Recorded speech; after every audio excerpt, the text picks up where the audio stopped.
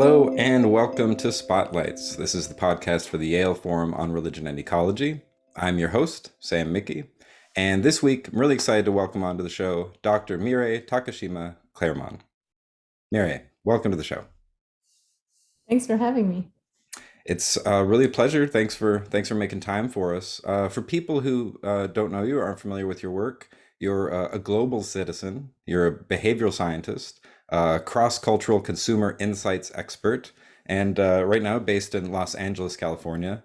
And you're leading a movement called the Behavioral Sustainability Movement, which is really crossing boundaries between the world of academia, business, East-West cultural perspectives, and all with the aim of addressing sustainability issues.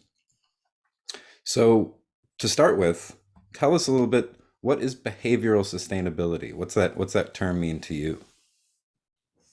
Yeah, so it really kind of started with me thinking about behavioral economics. Hmm. So for people who aren't really familiar with it, the classic economics theory says that humans are rational and basically cold, calculating, self-interested individuals.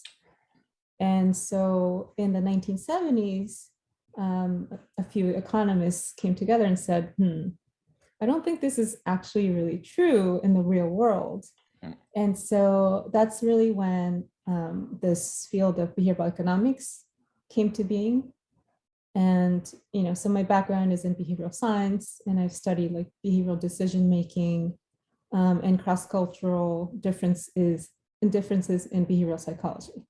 So I kind of put that together and started looking at sustainability issues, like climate change issues, and realized that we have the same basic issue, which is that we don't really incorporate, human behavioral ideas into solving these problems. If you look at media, what kind of communication is really spread throughout social media or mass media, it's really focused on technology and science and policy without really any conversation around, well, what does this actually mean in terms of changing people's behaviors? Because at the end of the day, if we don't change people's behaviors, we can't solve any of these issues.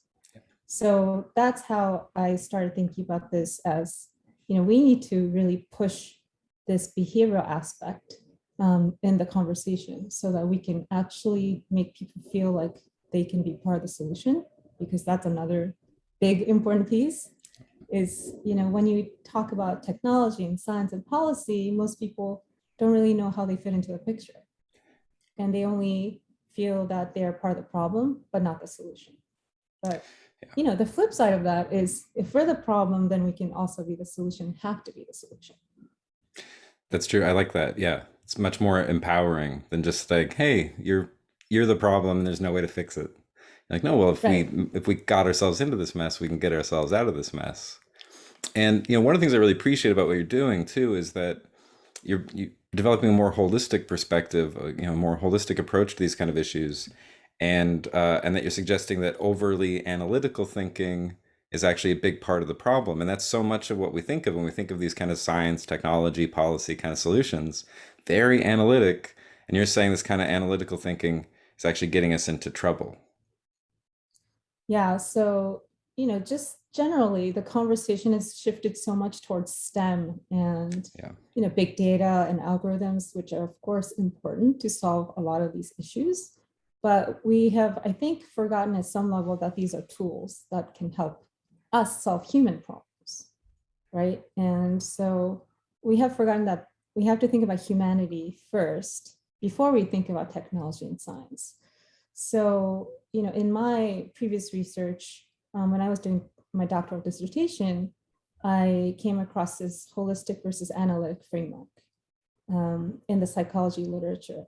And that's where I started, you know, kind of connecting the dots between maybe this framework is actually really useful in solving these climate issues and sustainability issues. So basically, the idea is that the analytic way of thinking looks at the parts, not the sum. So it focuses on, if you're looking at a puzzle, just the pieces. right? And the analogy would be in science, you're looking under a microscope. Yeah. And, it's of course beneficial when you're trying to look at micro things and really analyzing specific parts of an issue. But when you're trying to solve a really complicated, interconnected issue that involves basically everybody in the world, Right. you can't really just use the analytic perspective because you're going to miss a lot. And you're going to not see the issues that only occur at intersections, right? So environmental racism.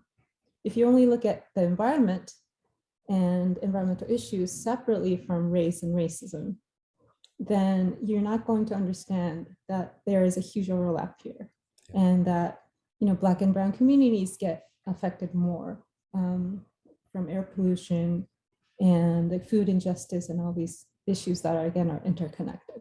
So, and the other part of the analytic thinking is that because you tend to think of everything as separate, autonomous entities, you think that all the entities have their own causality, and that the things that happen in the world are caused by, for example, like me as an individual. Like, I do this because that's my personality and that's what's driving my behavior, versus understanding that context matters. Right? Like, is it the weather? If I'm driving at 120 miles an hour on the freeway, is it because I'm just a crazy driver? Or is it because I'm rushing to the hospital because my mother is sick? Right? So our tendency, so this is called the fundamental attribution error, is we tend to focus a lot on attributing causality to individuals and objects.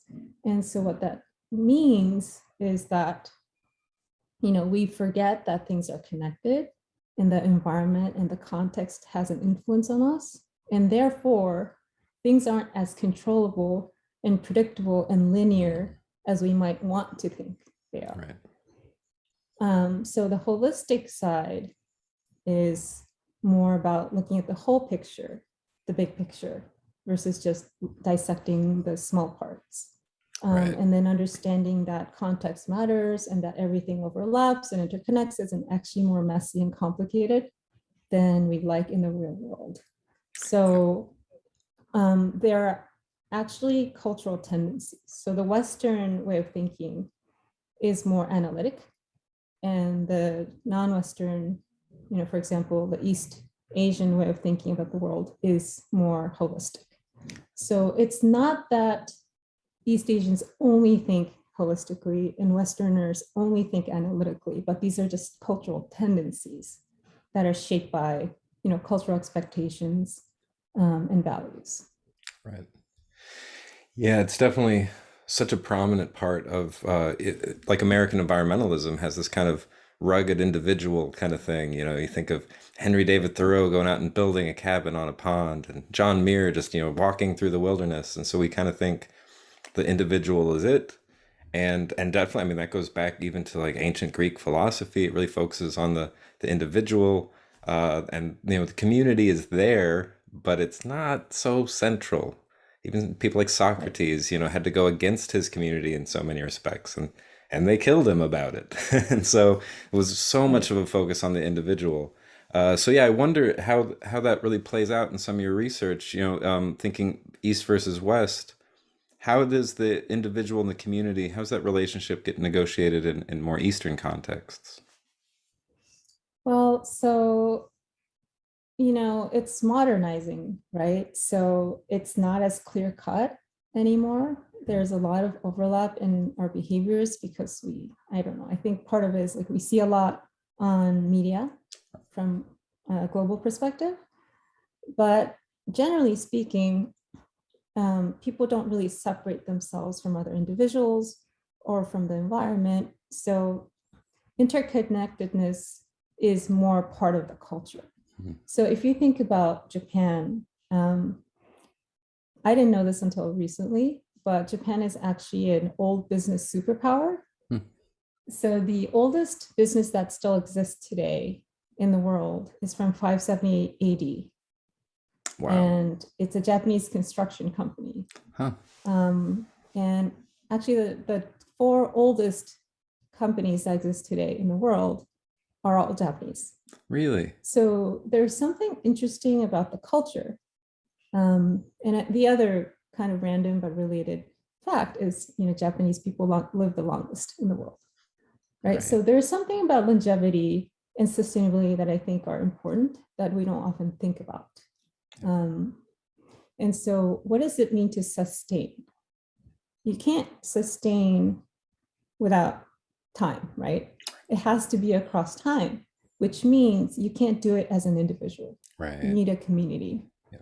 And so understanding that, if you want to pass something on for generations, for it to be sustained, you need intergenerational cooperation. Yeah. And what these businesses talk about when you interview them, they say, we've survived across, all these centuries, droughts, famines, earthquakes, tsunamis, because they had community and because they had this mutual respect with their neighbors, with their customers, with their suppliers. And that's really the only way you can sustain anything. Right. Right. And, there are a lot of these 100+ year old Japanese businesses that create these, things. So, for example, like a ceramic bowl. And it's not uncommon for these to be passed on down to your daughter, your granddaughter, and for even 100 years. Wow. And so the flip side of that is if you respect the object and the customer respects the object, and the crafts person, then you can really start to think about a different business model where they come back, right? It's not disposable. Right. It's something that you can treasure. It's unique to you. Maybe that scratch there is actually something that you think is beautiful.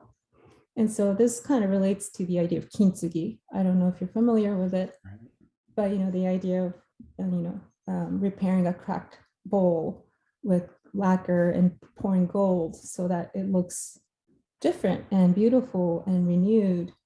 And the imperfections are what makes it beautiful and original.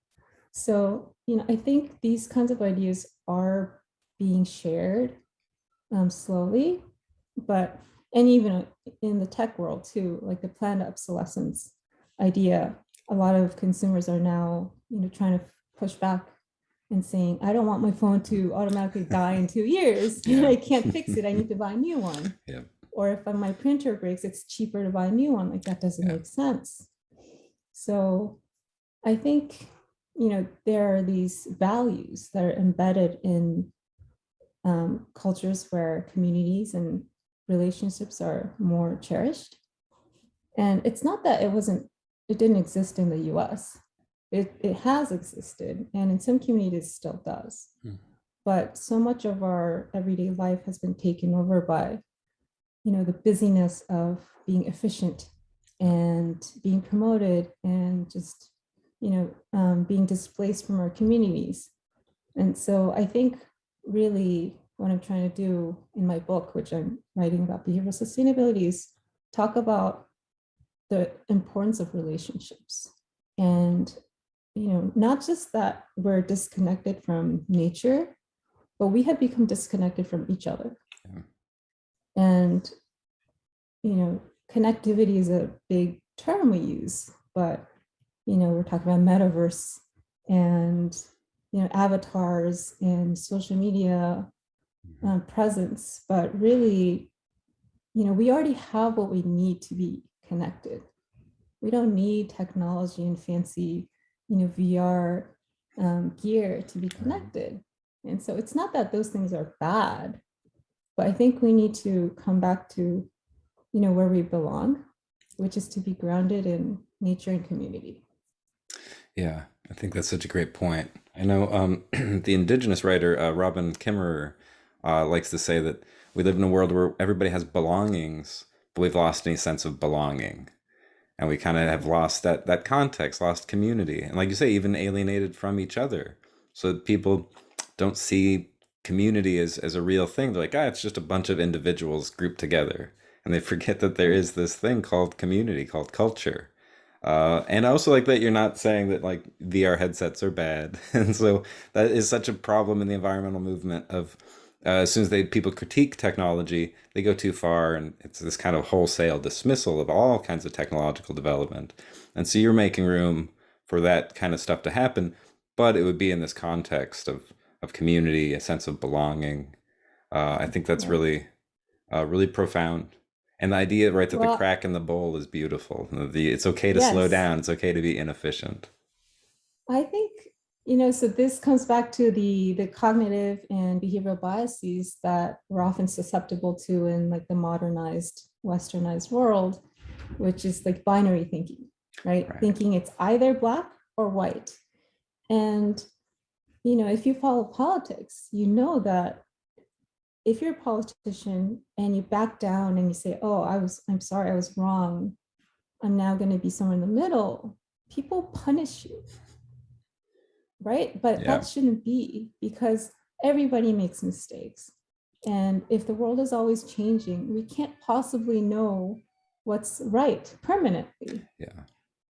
So I think we need to really understand context and environment, and that we can't just decide this is right, this is the only truth, and this is everything else is therefore wrong. Right. And so Yeah. the discomfort with contradictions is another one Hmm. that is more of a Western tendency. Again, because you think everything is can be more compartmentalized and neatly put into categories, and labeled, which Yeah. is another huge issue in, I mean, in politics, but in Hmm. society. If you call someone a feminist, right? If someone Right. asks me, are you a feminist? I would say no. But if they explain to me what feminism is, I might have a different answer. Yeah. Or if you say, are you an environmentalist? What's the connotation? Yeah. But if you ask, do you care about the environment? Do you want clean air? Right. People would again say yes. So there is this power to how we frame our messages, and how we talk about things, and whether we are trying to really reach the other person, or are we just preaching? Right. Yeah. Because oftentimes when you look at all the messaging, it almost feels like, are you really trying to change the other person's mind or have a conversation, or do you just want to be right? Right. That's a great point. Yeah. And you're just kind of like arguing with the person to try and prove your point is right. You're not really trying to build any bridges and not really Yeah. trying to change hearts and minds. Yeah, that's such a great point. That's such a big part of environmentalism, politics. Yeah, so many different movements. There is this tendency to just talk at people. There's Well, no real because dialogue. there's this really interesting research about, if you frame environmental issues as something, where you protect God's creation, to conservatives, they'll say, yes, of course I care. But if you say, do you care about, something like fairness and justice, it might be different, right? So oftentimes because we're so comfortable in our echo chambers, we don't really know the kind of language to use when we're talking to someone else who may not have the same views. And that creates unnecessary friction. And there are so many missed opportunities where we could actually be having a conversation, um, where we really connect, Yeah. but we're not, because we don't use this right language, we don't use this right tone of Hmm. voice. And so the packaging is as important as the messaging. Yeah. Yeah, totally. Yeah, that seems like one of the big problems with a lot of whether it's climate movement or other kinds of environmentalism is there's all this like scientific facts and graphs and data, and people kind of show you, look at the graph, look at how bad climate change is, and people are like, that's not motivating me. I'm not motivated by Right. graphs and data. Most people, there's some people that are that really their heart is just set aflame by seeing the right graph, but most people are like, that's not really speaking to my values. So it's not really motivating me. The kind of like, Al Gore inconvenient truth approach, where he's just like, Right. look at the information. And you're like, that's not doing it for me. And if you say something like, well, do you care about the air that your kids are going to breathe? They're like, well, yeah. I did. Well, if Yeah. you're talking about that, then I'm on board. Yeah, I Right. really And appreciate then, that. yeah. So, a related issue is when like politicians talk about it, they talk about, well, we need to reach, carbon neutrality by 2030, and we need to reduce the temperature by like 2 degrees Celsius. And I was listening to his TED talk by a communication strategist, and he said, first of all, in the US, don't use Celsius, which Yeah. is like such a silly point, but it's Yeah. true. It's like, understand the audience. Yeah. Like, who are you talking to? And then, second of all, what are you supposed to do with that information? If you're just like a normal person, Yeah. okay, we have to lower the temperature by 2 degrees Celsius. What am I supposed to do? Right. And so, there's just a huge disconnect between like the meta goal that, governments have, that the world has, the UN has, and then like the normal person who wants to do something about it, but don't like has no idea how to translate that into Yeah. actions. And the thing that happens is, combine that with the doom and gloom messaging, and people Hmm. feel helpless and paralyzed. Right. And so, how do you actually motivate people? How do you actually inspire people? And I think that's where, religion can play a big role. Mhm. And again, sadly, like religion and science are so politicized, and it's been like religion versus science, Right. right? That's how it feels. But I like to think about, where did modern science come from? Hmm. Came from religious scholars who wanted Right. to understand, like, how did God create this world? Like, well, I want to understand God's creation, so I want to Yeah. study science. So it doesn't have to be so black or white. We can, you know, think more flexibly about using everything we have to, solve this huge issue we have, that's related to climate change, biodiversity, income and wealth inequality, just like climate migration, everything, right? Yeah. It's all interconnected. And that's the other thing is, if you care about the environment, like the first thing you think of maybe is like plastic pollution. But then if you, and polar bears.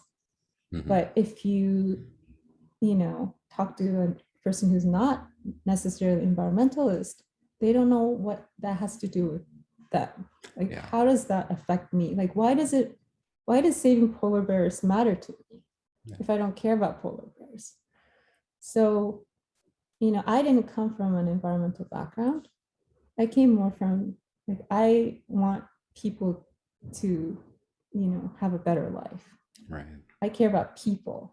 And so for me, I could see that we need to talk about how it affects people, not just polar bears, not just the ocean, Yeah. for more people to care, because that's what we need to do, right? Yeah.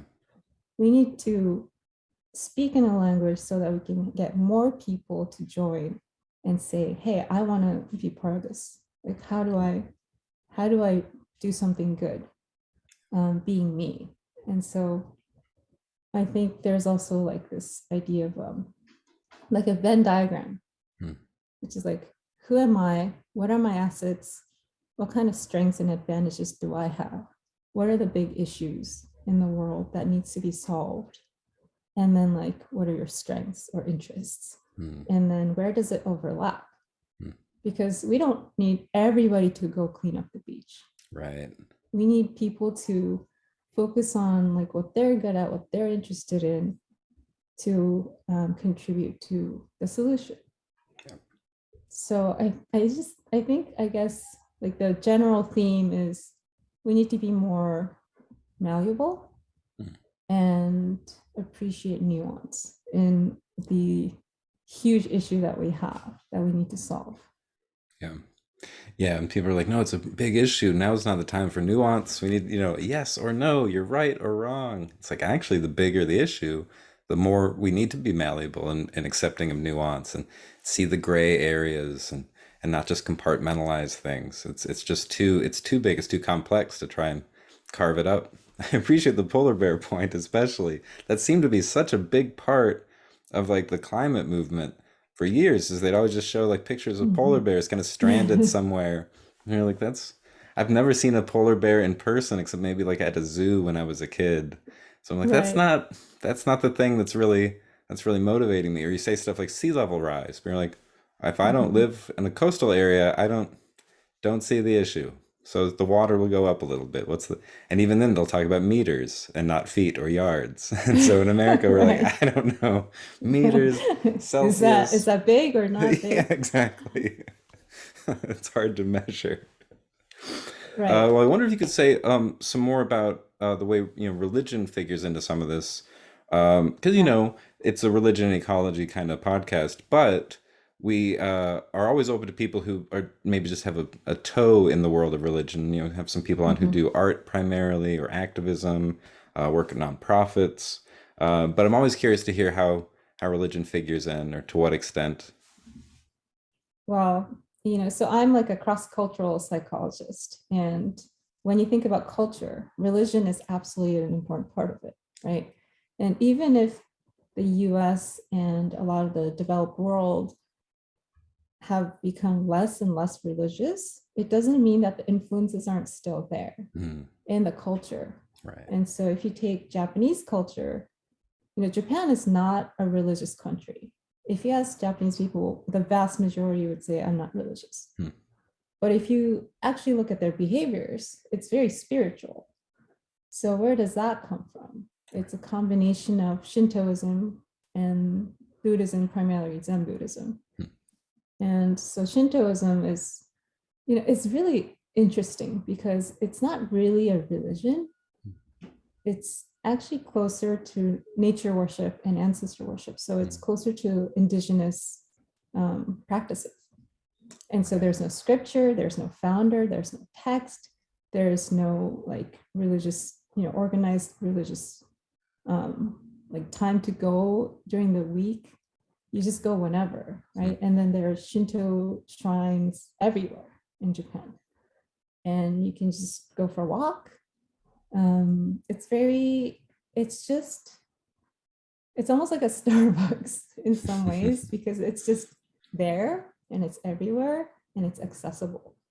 So at some point in history, like the Japanese imperial government made it a state religion. And that's when, Buddhism, because it was a foreign influence, they tried to separate Shintoism and Buddhism. But before then, and since then, Buddhism and Shintoism have basically been just this morphed thing. hmm, And if you ask Japanese people, like, which part of your beliefs are Shinto or Buddhist, they would be like, I don't know what you're talking about. Because that's actually another interesting part of Japanese culture is, we have Shinto New Year's. hmm, So we go to a shrine for New Year's. We have Buddhist funerals. hmm, And Obon, which is a Buddhist homecoming festival for our ancestors and our deceased relatives, happens every August for a few days, and then we also do Christmas. Everybody, because of KFC's brilliant marketing, eats fried chicken and Christmas cake on Christmas. But so there is this interesting tendency in Japanese culture to accept just and try to adopt and adapt different practices from different religions in different countries. And I think that's part of the reason why, because Japan is focused on social harmony, hmm. right? It avoids conflict, which is usually good, but sometimes not good. If you think about, scandals, corporate scandals, and things Right, like that. right. But in terms of global collaboration, I think there's something we can learn from this tendency to not create conflict, but say, hey, let's try to see, how we can fit together and work together. And in Japanese culture, so before you eat every meal, you say itadakimasu, and you put your hands together. And it basically means I'm receiving this gift. So it's this sense of gratitude and appreciation, not just for the food, but for the person who made the food for you, the suppliers, the farmers, even the bowl you're eating it in, the chopsticks. So it's more chronic, the spirituality in Japan, that you don't even really notice that it's a spiritual gesture. Right. And then, how Japanese people package things. Some people joke that it's excessive because it takes like 10 minutes to unwrap something. Right. But again, it's about appreciating what's wrapped. But from the gift giver's perspective, you're showing your appreciation for the recipient. And when you're the recipient of the gift, you take time to unwrap it so you don't rip the wrapping paper, because you're showing your respect for the person who gave it to you, and the wrapping paper and the object. So it goes back to animism, right? Because Shintoism is all about animism. The belief is that there's a God. It's not God with a capital G, but more like a deity in every object and every phenomena in the world, even cell phones. So it's not just what you would think of as natural objects. So it can be really anything. So there's an interesting Japanese ritual, which is actually Buddhist in origin. So this again gets confusing. That's called kuyo, and kuyo is usually for your deceased relatives or deceased people, but it's also done for eggs, eel, needles, cockroaches. I mean, you name it. So like a household pest company in Japan, every year they hold this kuyo for, the cockroaches and whatever household pests that get killed by their products. Oh, wow. So it's this saying, I'm sorry that we're killing you, and we are acknowledging it. And so, there's also a huge doll kuyo for dolls, like stuffed animals, even Hello Kitty, Pikachu. Really? That happens not just on a specific day, but depending on the shrine or the temple. So again, it's not necessarily Shinto or Buddhist. But you feel a little uncomfortable if it was your favorite teddy bear and you don't really have a place for it, or someone gifted you a doll a few years back and you don't have space for it. You don't want to just throw it in the trash. So you bring it to a temple or shrine so they can properly appreciate them and send them off. And then the egg thing, which is interesting, but anything that's like seafood or anything you eat that's sacrificed for human purpose, there are these monuments you can see all over Japan, big and small.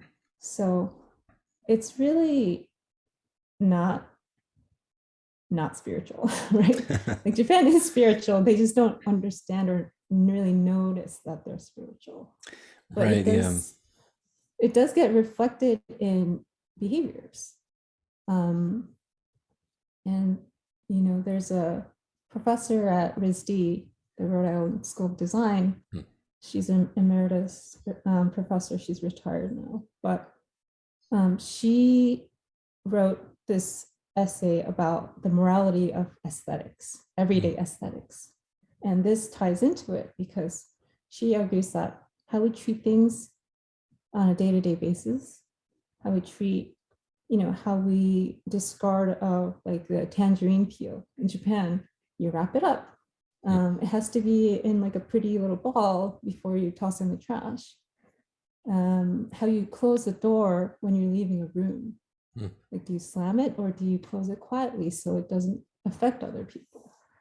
And, if you think about the Japanese fans at the stadium after that World Cup game, I think it was in Brazil, I forgot, but it went viral because even after their bitter loss, the Japanese fans were cleaning up the stadium with tears in their eyes. And in Japan, that's what you do, because you don't just leave stuff behind. Um, you don't you have to take care of the stadium, but you also don't leave things behind for other people to have to deal with, because it's your trash. Yeah. So it's really these behaviors that are like micro behaviors almost, that happen on a day-to-day basis, that if we can instill these values in more people, to take care of things and understand how your behavior affects other people, and to show gratitude not just to the objects but to other people and to the land and to the stadium and to dolls and needles, what kind of world would it be? Would it be a better world? So I think that's where we can learn from these kinds of beliefs that are not necessarily like rooted in like a specific monotheistic God, that could be more contentious, right? And that could divide people. Yeah. Yeah, that's great.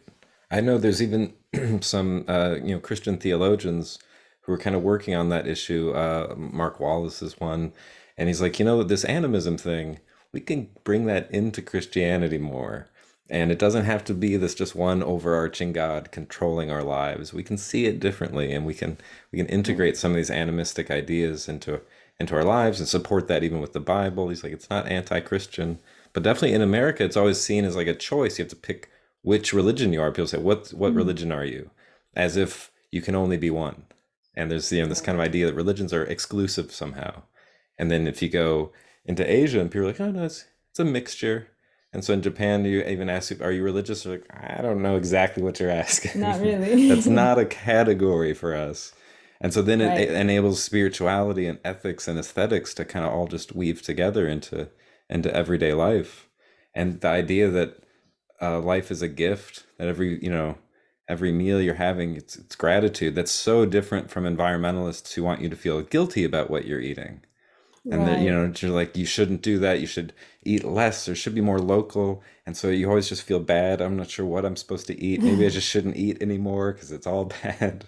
It's like, well, imagine switching that frame from guilt to gratitude. And then people are Right. like, oh, I'm connecting to my food or to farmers, not out of guilt, but because it feels good to be in a world of gifts. I think even Yeah, if and that we belong, right? yeah, that we're part of this world. We're not some alien species that showed up on this earth and just ruining it. Yeah, Yeah. that's a big shift. So there isn't some kind of real dualism between humans versus nature. Yeah, I think that's such an important point that's forgotten. Like, people think, or we're conditioned now because we're told to, cut down on everything and sacrifice everything, that we feel so separated from our home, right? Yeah. And from everything, from community, like, everything we do now, if you're a modern consumer, you feel guilty. Yeah. You're like, oh my God, I'm using Netflix. There's like, it's fossil fuels. Or Right. if you want to buy a cup of coffee, you're like, oh, but it's a disposable coffee cup. And so it kind of brings me back to Peter Singer's effective altruism like idea of, we have to be, yes, we need to understand how we can maximize, I call it ROI of like our good deeds, but we also need to be practical, because we can't, like you're alluding to earlier, we can't just go live in a hut somewhere with no electricity, no Wi-Fi, and think we can actually make it practical impact on the world, Yeah. because we have a lot of work to do and we need to reach a lot of people to send this message out and to really, create a community of people who already want to be a part of the solution, but are feeling lost and are feeling eco-anxiety. And there are a lot of mental health issues, especially with the pandemic. Um, and we know from psychological research that one of the key factors in making people feel good about themselves is for them to feel useful, that they're like making a difference, that they're doing something. Right. If you have $5, people actually feel better if they spend it on someone else than if they buy a cup of coffee for themselves. But we forget that often, or we don't even know that's true because we're not given these opportunities to help someone else out. So this is where I think, psychology and spirituality and religion and ecology and art and everything, humanities, can really make a difference and complement, the science and the technology that we also need to solve these issues. Yeah, right. So much of it is that kind of shift in mindset and changing the frame so people don't feel like they have to sacrifice. They can actually feel like they can improve their lives. They can have a purpose, be useful. Instead of just like, oh, every time I exhale, I'm contributing more carbon dioxide. I guess I should maybe stop breathing, breathe shallower. That's going to help. Right. And yeah, I see so much more research on eco anxiety these last few years. It seems like people are really starting to wake up to how severe that is and how disempowered people are feeling. And so something you'd be like, you don't have to be perfect, and so that you don't, the kind of political purity or moral purity. Like, no, it's okay. It's okay to just, if you can do a little good and bring a little bit more gratitude into the world. Even just sometimes people are like, what's the best thing I can do for the environment? And I'm like, I don't know, maybe love your family, spread kindness and joy. Sometimes people are like, well, stop eating meat or something. I'm like, maybe it depends who you Right. are and what your situation Right. is. And really, if you're eating like local grass-fed beef, it's all that kind of with regenerative agricultural farming practices, that might be better than getting some, I don't know, soybeans that are shipped for 2,000 miles from Brazil or something like Or that. And it's like, it Twinkies. depends. Twinkies, exactly. Like, don't worry, I'm a vegetarian, all Twinkie diet. Like, I don't know. Not sure if that's going to help you at the long run. Well, that's the thing, part of like why we feel so disconnected from our land and people is we don't even know where our food comes from or how it's made. And so, a lot of well-meaning environmental advocates say red meat is bad, like beef is bad. But let's think about the whole ecosystem and like how people used to eat. Like, how do indigenous people eat? How do other people in other cultures eat when it's, before industrial farming became basically how we consume most of our food? How do we eat? And it's again like honoring the hunt or, showing gratitude every time and not wasting meat, not just eating just one part of the cow, but all of it. And so, the purity thing is an important part of this conversation because if we're trying to be purist, we can't solve it because at the end of the day, most people are never going to be purist. It's not a practical solution. And so, we need to have our ethics, but we also need to understand the bigger picture and how do we converse with people across party lines or country lines or religious lines and derive value and see the value in other people's perspectives. So, I grew up in Japan, but I went to international school since preschool. So I was always surrounded by people from different cultures, different languages, different backgrounds.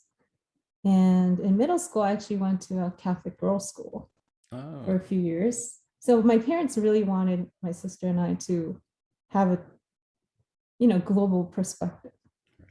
Um, And so when we went to Catholic school, we had to take religions. It's a required class. But when you're not Christian, you take world religions. And so we got to go to a mosque, we got to go to synagogue, Great. we got to go to, of course, like Buddhist temples and Shinto shrines. And, even beyond that, we had friends from all over the place. So we were exposed to different perspectives. And, when you talk to people before you ask them what religion they are or what country they're from, you can talk to people without thinking about, oh, this person is like this. Right. Like all the stereotypes that kind of solidify our views before we even know what we're talking about.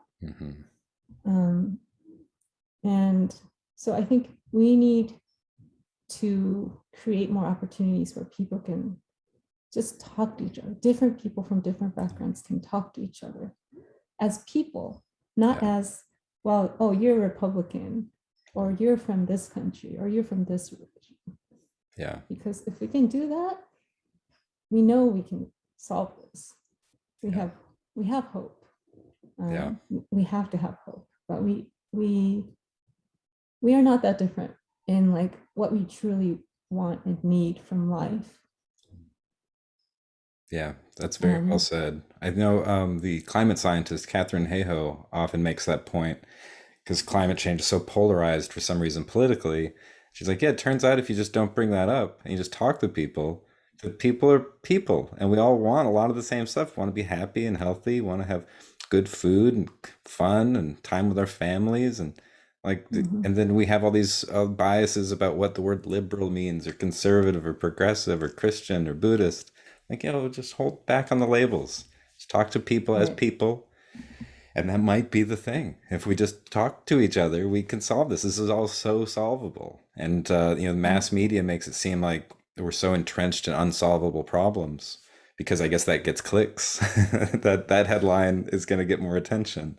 But it turns out, if we just talk, that dialogue can really save us. Yes. And the problem with media is the largest voices get heard, not necessarily the most frequent. Yeah. Right. So it deepens the divide and the illusion of the divide just by the nature of the product. And so I think social media and mass media both are really serious problems that we need to think about, because they're not just tools. They shape how we think about the world. They shape our opinions. They decide for us. And then, of course, they know what we like, so they keep pushing what we like. And then we only see what we like or what we hate, and then we can share what we hate. Yeah. And there's this other bias that's really powerful called the illusion of explanatory depth. I know it's a mouthful, but the idea is most people think they know more about something than they actually do until they're asked to explain it, and they're like, oh, wait. So if I ask you, what's a pencil? You're like, obviously I know what a pencil is, but if I'm like, how is it made? Right. How much does it cost to make it? What are the materials that go into it? What kind of paint's used on it? You're like, right. And same with like, if you're like, oh, I hate Medicaid. Medicaid is a bad idea. And if you ask why, people will become even more entrenched in their own opinions and views and won't budge. But if you ask them to explain the actual policy, people will start to question their own beliefs because they start to realize that they don't actually know really what it is. Right.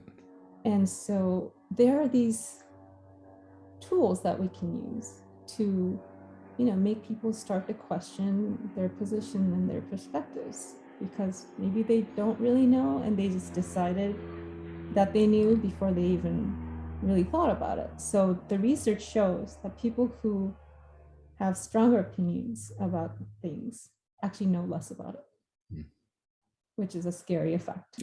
That's true. But if more people understand that these biases exist and how powerful they are, then we can start to tackle them. Yeah. Yeah, exactly. Yeah, that's such a great example of where, psychology and behavioral science and the humanities really converge. It's like, well, if we can map out these different biases we have, then we can learn to message differently in a way that doesn't get people further entrenched in their opinions, but gets people opening up and being more Mhm. malleable, more adaptive. And yeah, I think that's great. And that kind of, the kind of global perspective you have is really what the Forum on Religion and Ecology is all about. Like we have global problems, we need some globally coordinated solutions. So we need people really thinking like a planet. So yeah, this is all, I don't know, all really exciting to me. And you said you're writing this book, Behavioral Sustainability. When's the not no pressure to that doesn't have to be done. I always feel bad asking people when a project's going to be done. I'm like, take your time. But curious, when can people maybe expect that to be coming out? Well, I have a 22-month-old toddler, which is slowing me down a little bit. But I'm hoping sometime next year. Nice. That's my hope. And so the title, the current temporary title is called The Middle Now. And it comes from the Japanese Shinto idea, nakaima. So the literal translation is middle now, which is the idea that the present is only, or the present only exists in relation to the past and the future. So it's about understanding time as a continuum, but the idea also expands to space as well, because time and space are inextricable. And so we only exist in the present moment because there are other people and other communities and other spaces as well. So it's really about understanding how do we live in the moment, knowing that we are interconnected with time and across time and space with other people and other animals and nature and the planet. Nice. That's a lovely image. I like that a lot. The middle now. Yeah, instead of thinking of each moment as this kind of separate instant, totally disconnected from everything else, you start to feel yourself as part of this larger space-time continuum. Mm. Yeah, that's really nice. I like that a lot. Yeah, I Well, think that's really the only way we can appreciate and value each other and what we have, because um, we're only here temporarily, but that doesn't mean we don't belong.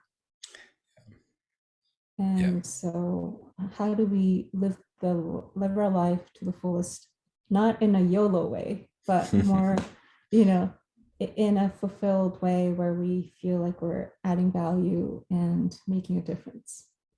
Yeah, yeah, a larger purpose than just YOLO. Right. Small difference. But it's a place to build from. Right. Well, geez, we try to keep these things under an hour, and I know it's easy just to have like 2.5 hour podcast interviews, but we try and be mindful of time. So I want to let you go, but I want to hear something about people who are interested in this work that want to engage a little more. What would be your advice for them if they're like, wow, behavioral sustainability, this sounds fantastic. I want to get into this, and whether personally, professionally, just as a little bit of a hobby, something, what might you recommend for people who want to get more into it?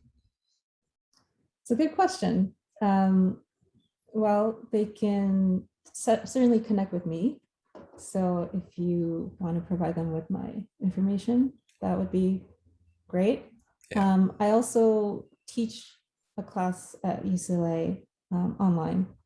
I've only taught it once, but I'm hoping to teach it again regularly. It's called Humans as a Solution, Nice. Creating Positive Behavioral Change. But actually, next quarter, so in January, I'll be teaching an online course free Hmm. called, actually, I don't know what it's called yet, but it's about non-traditional perspectives on sustainability. So I will Oh, be talking a lot about, case studies from Japan and probably try to pull in like Hinduism, or I really liked David Haberman's Loving Stones episode yeah. that you did. So ideas like that are different from, the typical Western perspective on sustainability. Wonderful. Geez, I might have to take that class. That You're sounds welcome to take it. fantastic. Oh, that sounds good. Yeah, it's one of those things. I feel like I've never done being a student. I always hear about the work people are doing. I'm like, this is amazing. I want to take your class. Great. Those are excellent opportunities. Yeah, and I'll make sure to put your info in the kind of links for things in the podcast episode. And then we'll have to have you back on at some point after the book's out and things like that when you're doing your victory lap. We'll Sounds good. have to chat some more. Well, thanks so much for making time for us, and thanks to everybody for tuning in. We'll be back next week with some more conversations for you. And in the meantime, take care and be well.